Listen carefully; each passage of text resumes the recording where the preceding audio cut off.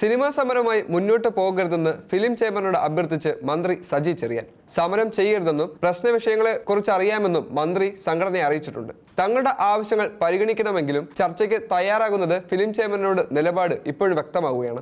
Cinema മേഖലയുമായി ബന്ധപ്പെട്ട പ്രശ്നങ്ങൾ ചർച്ച ചെയ്യുന്നതിന് ഫിലിം ചേംബറിനോട് യോഗം ഇന്ന് കൊച്ചിയിൽ നടക്കുകയും ചെയ്യും. അതേസമയം നേരത്തെ അറിയിച്ചിരുന്ന സൂചനാ പണിമുടക്ക് മാർച്ച് 25-ന് മുമ്പ് നടക്കുമെന്നും എമ്പുരാൻ സിനിമയുടെ റിലീസ് തടസ്സം ഉണ്ടാവില്ലെന്നും ഫിലിം ചേംബർ അറിയിച്ചിട്ടുണ്ട്.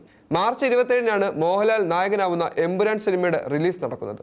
ജൂൺ 1 മുതൽ സിനിമാ മേഖലയെ സ്തംഭിച്ചുകൊണ്ടുള്ള സമരം നടത്തുമെന്ന നിർമ്മാതാവ് സുരേഷ് കുമാറിന്റെ വാർത്താ സമ്മേളനത്തെ തുടർന്നാണ് സിനിമാ മേഖലയെ അഭിപ്രായ വ്യത്യാസങ്ങളുടെ തുടക്കം കുറിക്കുന്നത്. താരങ്ങളുടെ ഉയർന്ന പ്രതിഫലം ഉൾപ്പെടെ നിർമ്മാതാക്കളെ പിന്നോട്ടടിക്കുമെന്നും മലയാള സിനിമയുടെ കൊട്ടിഘോഷിക്കപ്പെടുന്ന 100 കോടി ക്ലബ്ബുകളും മറ്റ് വസ്തുതാവിരുദ്ധമാണെന്ന് സുരേഷ് കുമാർ ആരോപിച്ചിരുന്നു. പ്രസ്തുത വാർത്താ സമ്മേളനത്തിലുടനീളമുള്ള സിനിമകളുടെ വർദ്ധിച്ചു വരുന്ന ബഡ്ജറ്റ് ഉദാഹരിക്കുന്നതിനായി എമ്പുരാൻ സിനിമയുടെ ബഡ്ജറ്റാണ് സുരേഷ് കുമാർ ഉയർത്തിക്കാട്ടിയത്.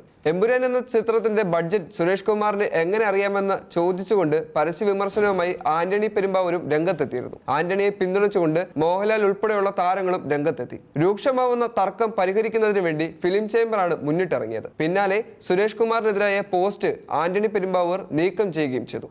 എമ്പുരാന്റെ ഒരു വ്യവസായം കാത്തിരിക്കുന്ന ചിത്രമാണെന്നും ഫിലിം ചേംബർ അറിയിച്ചിട്ടുണ്ട്.